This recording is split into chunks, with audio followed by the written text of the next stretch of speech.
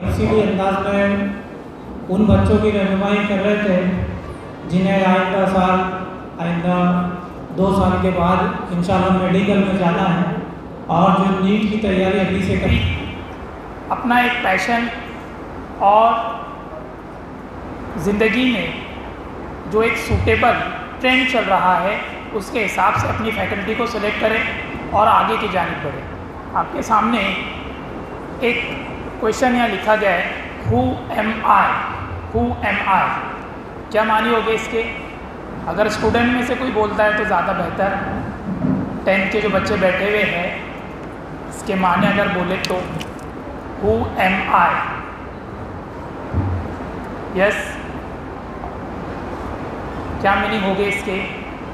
Who am आई के student specially आपसे मुखातिब हूँ मैं, 10वीं जमात के जो bच्चे बैठे हुए हैं इनमें से अगर कोई मुझे इस क्वेश्चन का मतलब बताएं तो बेहतर। Who am I. Yes, parents में ठीक है, इसका मतलब है मैं कौन हूँ, सिंपल।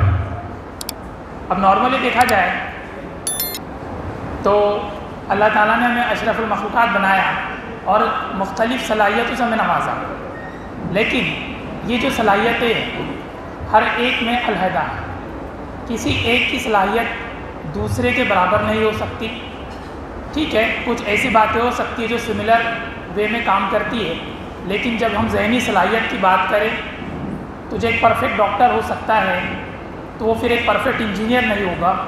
जो एक परफेक्ट इंजीनियर होगा तो वो एक अच्छा फार्मासिस्ट नहीं होगा, और एक अच्छा फार्मासिस्ट अगर वो नहीं है तो फिर वो एक अच्छा टीचर नहीं होगा। फिर अगर वो एक अच्छा टीचर नहीं है तो फिर वो एक अच्छा बिजनेसमैन नहीं होगा। कहने का मतलब मेरा ये है कि हर एक प्रोफेशन जो है इंसान जो सेलेक्ट करता है वो अपनी सलाहियत के एतबार से उसमें आगे बढ़ने की वो कोशिश करता है और उसमें वो कामयाब होता है। तो हर एक की ज़हनी सलाहियत यहाँ पर अलहदा है। अब ये जो सवाल आपके सामने रखा गया, हु एम आई, ये स्पेशली स्टूडेंट्स और पढ़ने के दौरान, स्टडी के दौरान आने वाली दुश्वारियाँ और मुश्किलात जो फेस करता है उसमें कौन कौन सी बातें होना चाहिए, आगे की स्लाइड्स में उसका आपको जवाब मिलेगा। Sir next.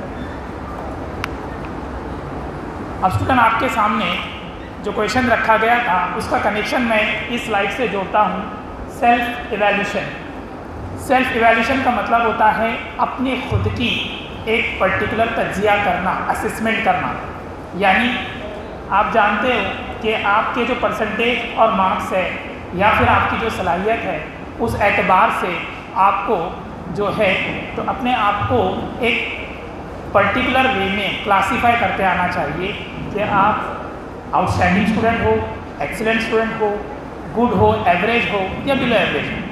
कहने का मतलब मेरा ये है कि हर एक की ज़हनी सलाहियत के एतबार से वो अपनी फील्ड को सेलेक्ट करे। ऐसा ना हो कि मैथमेटिक्स लेने के बाद आप दुश्वारियाँ फेस करें, ऐसा ना हो कि आईटी सब्जेक्ट लेने के बाद आप दुश्वारियाँ फेस करें, या ऐसा ना हो कि आप जिस फील्ड में जाएं और फिर वहाँ पे आपको मुश्किलात आए। तो सबसे पहले आपको अपने आप का तज्जिया करना ज़रूरी है, अपने आप का एक सेल्फ इवैल्यूएशन करना ज़रूरी है कि किस पर्टिकुलर वे में आपका जहन काम करता है, कितने आप हार्ड वर्कर हो, कितनी मेहनत करोगे, कितने डेडिकेशन के साथ आगे बढ़ोगे और कितना जो है तो आप उस फील्ड और उस सब्जेक्ट और उस पर्टिकुलर जॉब के लिए मेहनत कर पाओगे। तो ये तमाम बातें उसमें शुमार होती है, इसको पहचानना बहुत ही ज़रूरी है। Sir next. अब स्टूडेंट आपके सामने एक नॉर्मली एक बात लिखी गई है, decide your goal. Decide your goal. Student में से अगर कोई बोले इसका मतलब। यस, हाँ बोलिए। यस, हमने हमारा मकसद तय किया है क्या, या हमें अगर 11वीं और 12वीं जमात में साइंस फैकल्टी को लेकर जाना है, जैसे हमारे यहाँ पर इकरा शाहीन जो जूनियर कॉलेज है वो स्पेशली साइंस फैकल्टी हम यहाँ पर लेते हैं, तो हम अगर उस फैकल्टी में जा रहे हैं तो क्या किस मकसद को लेकर हम जा रहे हैं? हमारा मकसद क्या है? हमें फार्मासिस्ट बनना है, डॉक्टर बनना है, इंजीनियर बनना है, फिर वो वालिदैन हो, असातिज़ा हो कि जिन्होंने 9वीं 10वीं 11वीं 12वीं ये 4 तालीमी साल अपने सही मानों में लगा दिए, उसने अगले 40 साल के लिए सहूलत फराहम कर ली। और जिसने अपने ये 4 साल गंवा दिए, यकीनी तौर पर उसने अपने अगले 40 साल पर सवालिया निशान लगा दिया। अब अगर 9th और 10th का हमारे पास वो वक्त चला गया है, सिर्फ 11th और 12th का है, तो कोई बात नहीं है, आप वो पिछला बैकलॉग भी पूरा करके ये 4 साल वाला जो पीरियड है उसको 2 साल में कवर कर सकते हैं। नीट का जो क्राइटेरिया है, अगर आप मेडिकल में जाना चाहते हैं, मेडिकल की किसी स्ट्रीम में जाना चाहते हैं, तो अभी सिर्फ 12वीं का पास होना काफ़ी नहीं है। 12वीं पास होना 50% मार्क्स लेकर कम से कम 12वीं का परसेंटेज, जिसमें फिजिक्स, केमिस्ट्री, बायो के 50-50-50 नंबरात होना, इतना काफ़ी है। अब अगर आपको 12वीं में मान लीजिए कि 80% है, 85% है, 90% है, तो इससे मेडिकल को कोई फ़र्क नहीं पड़ता। मेडिकल में जाने वाले कैंडिडेट्स के लिए अलग से एंट्रेंस एग्ज़ाम होता है जो नीट कहलाता है, national eligibility cum entrance test. ये नीट है, ये नेशनल लेवल पर होता है और ये हिंदुस्तान का तीसरा ऐसा अहम इम्तिहान है जिसमें लाखों की तादाद में बच्चे शरीक होते हैं। अभी तक का इसका हाईएस्ट रिकॉर्ड है कि इसमें शिरकत करने वाले बच्चों का रिकॉर्ड है 25 लाख। 25 लाख बच्चे हिंदुस्तान में नीट की एग्ज़ाम देते हैं। 25 लाख में हमको अपनी पोजीशन बनानी है। अब मैंने पहले आपसे कहा कि अगर हमारी सोच और फिक्र में नहीं है तो हम पहले ही बोल देते, अरे यार हमारा कहाँ नंबर लगने वाला है, ये तो अब 25 लाख बच्चे इम्तिहान दे रहे, हमारा कहाँ होगा, हम क्या करेंगे, हम कुछ नहीं करेंगे, चलो इससे तो अच्छा है रन छोड़ दास बन जाओ, मैदान छोड़ दो। गलत। वो 25 लाख इम्तिहान दे, 50 लाख इम्तिहान दे, अगर हम यकसुई के साथ काम करते चलते हैं तो जो हज़ारों बच्चे नीट में तैयारी करके मेडिकल फील्ड में जा रहे हैं, उन हज़ारों में तो एक हम हो सकते हैं। एग्ज़ाम किसी को भी दे देने दीजिए, कितने भी बच्चों का एग्ज़ाम देने दीजिए, उससे क्या फ़र्क पड़ता है। सबसे पहले हमारी जहन की यकसुई ये बहुत ज़रूरी है।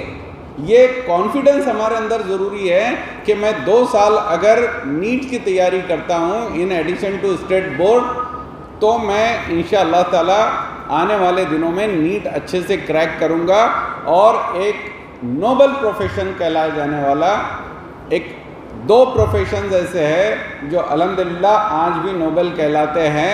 वो एक है टीचिंग प्रोफेशन, दर्स व तदरीस, और दूसरा है मेडिकल, डॉक्टरी पेशा। ये खिदमत के पेशे हैं और अगर हमारा ईमान है, हम जो कुछ भी ईमान रखते हैं और सर्विसेज में, खिदमत में हमारा यकीन है, तो ये बेहतरीन मौका है। अब मेडिकल में बहुत सारे स्ट्रीम्स हैं, MBBS है, BOMS है, BHMS है, DH, बहुत सारे हैं, डेंटल है, यूनानी है, फिर फिजियोथेरेपी है, और मेडिकल में भी बहुत रिसर्च अभी होते चले जा रहे हैं। मेडिकल और टेक्नोलॉजी को कंबाइन करके भी कुछ कोर्सेस निकल रहे हैं जो बहुत नए कोर्सेस है। मेडिकल में अलग से 4-4 साल के कोर्सेस है जो ऑपरेशन थिएटर से रिलेटेड है, रेडियोलॉजी से रिलेटेड है, बहुत एक्सरे टेक्नीशियंस, इतने ब्रांचेस उसकी आ रही है। अभी पैरामेडिकल कोर्सेस है, बहुत सारे कोर्सेस है। दरअसल ये जो नॉलेज इस वक्त हम लेते हैं कि 10वीं के बाद, 12वीं के बाद हमको क्या करना है, दरअसल ये नॉलेज हमने 7वीं 8वीं में लेना चाहिए और फिर ये 4-5 साल हमने वो हिसाब से लगाना चाहिए। अगर इतने सारे कोर्सेज मेडिकल में अवेलेबल है तो आप भी अपनी तकदीर उसमें आजमा सकते हैं। ये इसकी तैयारी नेशनल लेवल के सिलेबस पर मबनी होती है। और इसकी तैयारी के लिए अल्हम्दुलिल्लाह पिछले 3 सालों से इकरा शाहीन एकेडमी नाम से एक एकेडमी डॉक्टर अब्दुल करीम सालार साहब की क़यादत में यहाँ पर इकरा नगर में जो सिरसोली रोड से मुद्दमाना गुजारिश है कि लड़कों पे भी ज़्यादा ध्यान दीजिए और जो आने वाला कल है उन्हीं का है, उनको संवारने की ज़रूरत है। बाकी की बातें जो है वो करीम अंकल बताएंगे आपको। और मैं यही कहूँगा कि जो बच्चियाँ हमारी पढ़ रही है, अगर 10 बच्चे आए हैं उर्दू मीडियम इंग्लिश मीडियम में तो 8 बच्चियाँ हैं, 2 लड़के हैं। पर मायूस भी नहीं हूँ, क्योंकि 1200-1300 ईस्वी में जब चंगेज़ खान ने सुकूत बगदाद हुआ, कत्लेआम किया, तो वहाँ का यानी इंसानों को ख़त्म करने के बाद में उसने खोपड़ियों का मीनार लगाया तो ऑक्सीजन लेवल ख़त्म हो गया था, यानी ऑक्सीजन लेवल बढ़ गया था और कार्बन डाइऑक्साइड कम हो गया था, यानी कोई सांस लेने वाला बचा ही नहीं था। अगर चंगेज़ खान के हाथ में हिटलर के आधुनिक हथियार होते तो पूरी दुनिया को ख़त्म कर देता, पूरी दुनिया को ख़त्म कर देता। और हिटलर भी हर दौर में होता है, शक्ल बदल जाती है। उसी हिटलर को डिफेट करने के लिए, उसको शिकस्त देने के लिए हमको पढ़ना बहुत ज़रूरी है, हमारे बच्चों पे ध्यान देना बहुत ज़रूरी है। और आने वाला जो दौर है वो टेक्नोलॉजी का दौर है, एआई का दौर है। आपको अपना दिमाग खुला रख के अपने बच्चों पे 100% ध्यान देना चाहिए, क्योंकि जो यहाँ पे जैसा मैरून का इलाका है और कोई इलाके हैं, बहुत सारे लोग यहाँ पे नशे का बिजनेस कर रहे थे और वो जो हमारे मासूम बच्चे हैं उनको ही टारगेट कर रहे थे। 10वीं के बच्चे हो, 11वीं के बच्चे हो, यानी ना समझ जो टीन एज के बच्चे उनको टारगेट कर रहे थे। तो अपने बच्चे पे ख्याल दीजिए, कहाँ जा रहा है, कब आ रहा है घर में, रात में सही टाइम पे आ रहा है कि नहीं आ रहा है, उसको भी ख्याल दीजिए।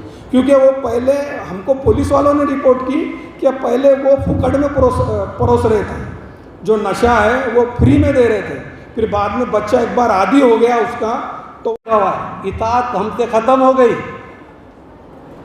उनके पास इताअत है। वो कर रहे हमारे हुजूर की इत्तबा, उनके दाई की सुन रहे हैं, और हमारे अमीर को सुन तो लेते, बाद में बोलते भलती सी काम लगाते बैठे हमारे। कैसे तरक्की होगी मेरे दोस्तों? ये बच्चों पे तवज्जो आपको देना है, ये अल्लाह की अमानत है, ये आपकी मेहनत का फल नहीं है। माँ बाप सुन ले, जिसको चाहा उसको दिया अल्लाह ने, हर एक को औलाद नहीं दिया। अल्लाह उनको भी अल्लाह दे दे जिनको अल्लाह ने औलाद नहीं दी है, लेकिन जिनको दिया है वो उसका हिसाब देंगे कि तुमने अपने बच्चों के लिए क्या किया। क्या तुमने कभी अपने बच्चों के लिए रोटी ना पकाकर भूखे रहकर उसको किताब खरीद के दी? क्या तुमने इन मासूम बच्चों को रोज़गार के लिए 100 रुपये रोज़ का मजदूर बना दिया? ये सारा हिसाब मुझसे और आपसे पूछा जाएगा। ये सारा गाइडेंस हम तो आपको मार्केट देते जाओ घरों पे, हमारा तुम्हारा क्या निर्णय देना? कौन से पैसे कमाए जा रहे हैं? आज हमारे पास मेडिकल कॉलेज में गवर्नमेंट ने इलेक्शन के वास्ते लड़कियों को एजुकेशन फ्री, 8 लाख के अंदर की इनकम वाले, ओबीसी वाले, एससी-बीसी वाले, जिनको जो स्पेशल इकोनॉमिक बैकवर्ड क्लास है उनको भी फ्री। 60 में से 42 लड़कियाँ BOMS में आई, 18 बच्चों के पैसे आए, 42 बच्चियों के पैसे अभी तक नहीं आए, 3 महीने से तनख्वाह नहीं। वो चुन के आ गए, कुर्सिया पे बैठ गए और हमारे खाने के वादे कर दिए। बीएड में भी वही चल रहा। अब 11वीं में क्या था, आपको जो कॉलेज में एडमिशन लेना था उसमें 2-3 कॉलेज में जाके फॉर्म भर देते थे अपने पसंद की। अब दिए उन्होंने 10 कॉलेज, 99 बच्चों को फॉर्म भरते नहीं आएगा सर, कोई बच्चा अपने तौर पे फॉर्म नहीं भरेगा। हमको अपने बच्चों के लिए हमारी स्कूल के कमरे खोलना पड़ेंगे, हमारे सारे कंप्यूटर खोलना पड़ेंगे, बाहर जाएंगे 100-200 रुपये देंगे, गलत सलत फॉर्म भर देंगे। सब्जेक्ट की चॉइस से लेकर कॉलेज की चॉइस तक इन बच्चों को समझाना पड़ेगा कि कहाँ आपको एडमिशन लेना ज़रूरी है और कहाँ नहीं ज़रूरी है। क्या ज़रूरत थी? इतना अच्छा सिस्टम था, पता है आपको? 15 से 16 लाख बच्चे जो 20 लाख बैठे थे, ये 10वीं पास हुए हैं।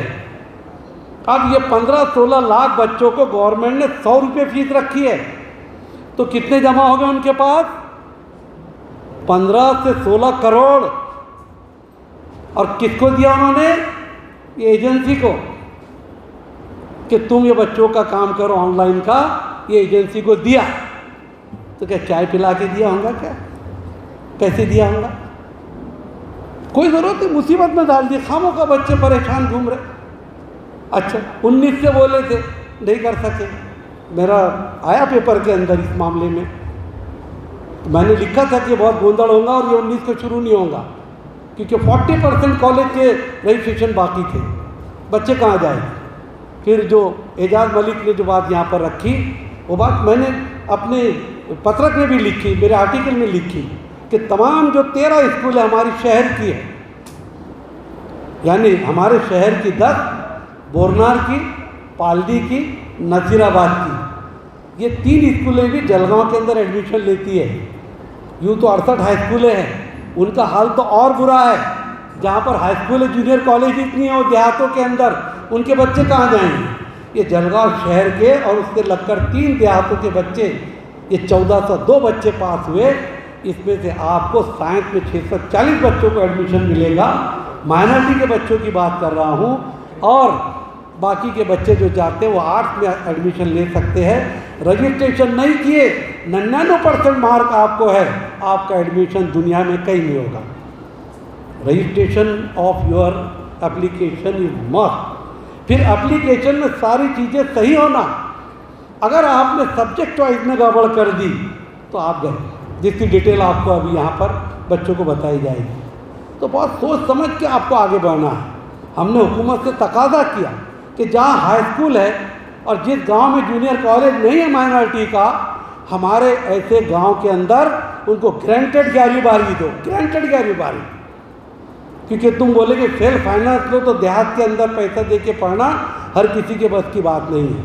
और जिस देहात के अंदर हाई स्कूल है, जूनियर कॉलेज नहीं है, लिख के रख लो, वहाँ की एक लड़की 11वीं में नहीं जाएगी। कौन भेजेगा कि अपनी जवान बच्ची जाए दिन में और रात को बस से वापस आए। तो ये हमारे खिलाफ बहुत बड़ी साजिश है। हमको इसके लिए लड़ना पड़ेगा, हमारे बच्चों को बहुत सतर्क रहना पड़ेगा। आपको जो गाइडेंस किया जाएगा वो गाइड आपको यहाँ पर मिलेगा, उसके ज़रिए से आपको जो है तो अपने फॉर्म भरना है। आप अगर भरना भी चाहते हैं, अपना भर भी लेते हैं, तो वेरिफिकेशन के लिए अपने बड़ों से आप रास्ता कायम करें। मैं अल्लाह से दुआ करता हूँ, क्या अल्लाह हमारे इन बच्चों को, जो मासूम बच्चे हमारे मुस्तकबिल के हीरो बनेंगे, कोई नीट के ज़रिए से डॉक्टर बनेगा, कोई जेई के ज़रिए से इंजीनियर बनेगा। जो मिशन यूपीएससी के बच्चे 9वीं में थे, अब 10वीं में आ गए, वो मिशन यूपीएससी को छोड़ना नहीं। क्यों? मिशन यूपीएससी में आपको मुकाबला जाती इम्तिहान की भी तैयारी करनी है और अपने मेडिकल इंजीनियरिंग और आपकी आगे की 11वीं 12वीं की तालीम भी मुकम्मल करनी है।